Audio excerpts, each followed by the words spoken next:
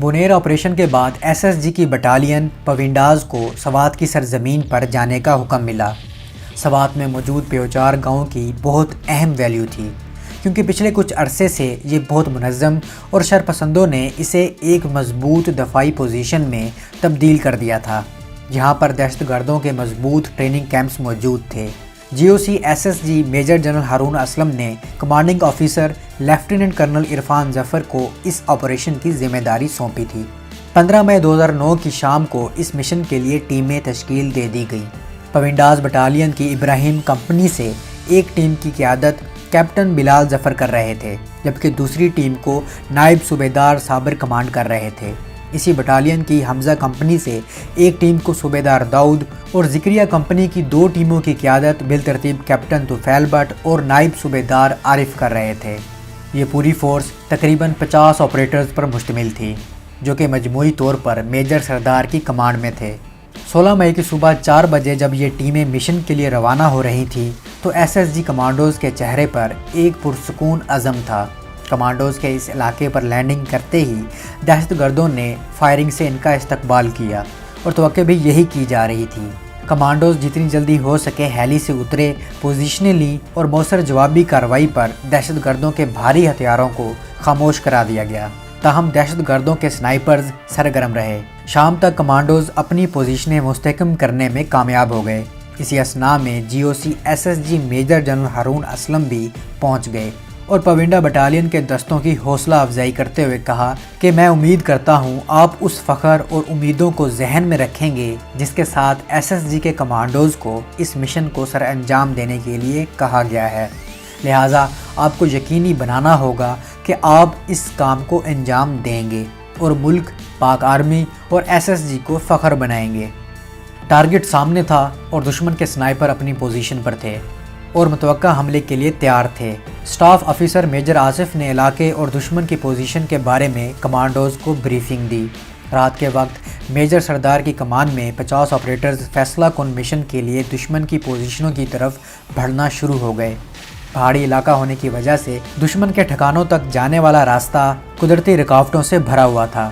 8 گھنٹے کے سفر کے بعد یہ فورسز صبح تقریباً 5 بجے ہدف پر پہنچی۔ سورج کی پہلی کرن نکلنے کے ساتھ ہی سپاہی رفاقت وہ پہلا کمانڈو تھا جس نے غزنو سر پر پہلا قدم رکھا۔ میجر سردار نے فورسز کو ڈپلوائے کیا اور کیپٹن بلال کو ان اونچی چوٹیوں میں سے ایک کو محفوظ بنانے کا حکم دیا۔ جب کیپٹن بلال اپنی ٹیم کے ساتھ چوٹی کی طرف بڑھنے لگے تو دشمن نے فائرنگ کھول دی۔ کیپٹن بلال اور ساتھیوں نے جواباً فائرنگ جاری رکھی اور اس دوران کیپٹن بلال کمانڈنگ آفیسر کو اپڈیٹ دیتے رہے اور صورتحال کو بہتر بناتے ہوئے پیش قدمی جاری رکھی۔ کیپٹن بلال اس چوٹی پر قبضہ کرنے کے لیے پرعزم تھے۔ ان کی ٹیم ہدف سے کچھ دور ہی تھی جب ایک آر پی جی راؤنڈ نے کیپٹن بلال کو نشانہ بنایا اور قوم کا یہ بہادر بیٹا شہادت پا گیا۔ کیپٹن بلال ہمیشہ کہتے تھے کہ گولی میرا کچھ نہیں بگاڑ سکتی، اور ایسا ہی ہوا۔ کیپٹن بلال کے شہید ہونے کے بعد کیپٹن ظفیل بٹ نے اس ٹیم کی کمانڈ سنبھالی۔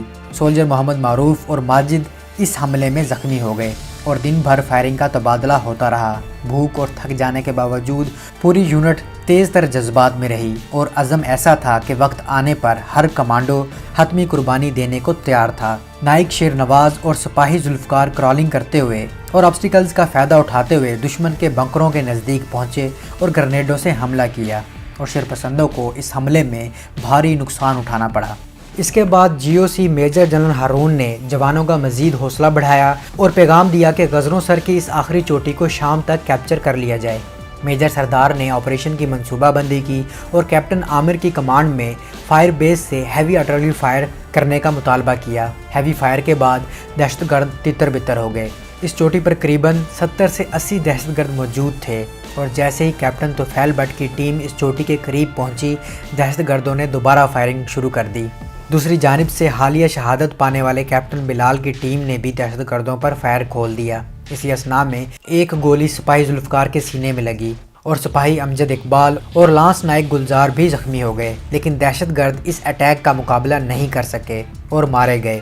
فورسز نے غزنو سر کی چوٹی پر رات گئے نماز ادا کی اور کامیابی سے قوم کی توقعات پر پورا اتری۔ اس چوٹی پر قبضہ کرنا جتنا مشکل تھا، اسے برقرار رکھنا اتنا ہی زیادہ مشکل ثابت ہوا، کیونکہ یہ علاقہ بہت بڑا تھا اور وہاں صرف چند ٹروپس ہی دستیاب تھے۔ تاہم ہائیلی موٹیویٹڈ ٹروپس کے لیے یہ رکاوٹ بھی ختم ہو گئی۔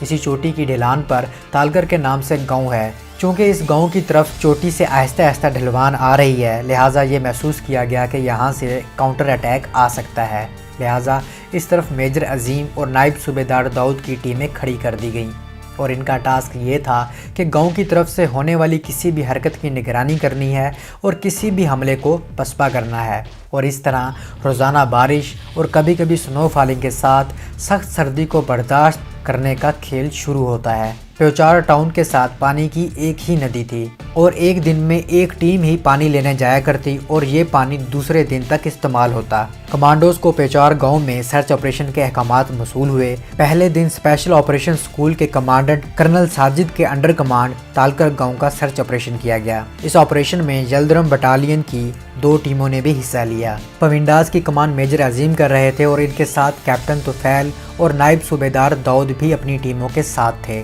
اس 2 دن کے سرچ آپریشن میں پہلے دن ہی بھاری تعداد میں ہیوی ویپنز، دھماکہ خیز مواد، خودکش جیکٹوں اور ایک کیمیکل لیبارٹری کو ڈسکور کیا گیا، اور دوسرے دن دہشت گردوں کی کھودی ہوئی سرنگیں اور ان کے مکانات کو دھماکے سے اڑا دیا گیا۔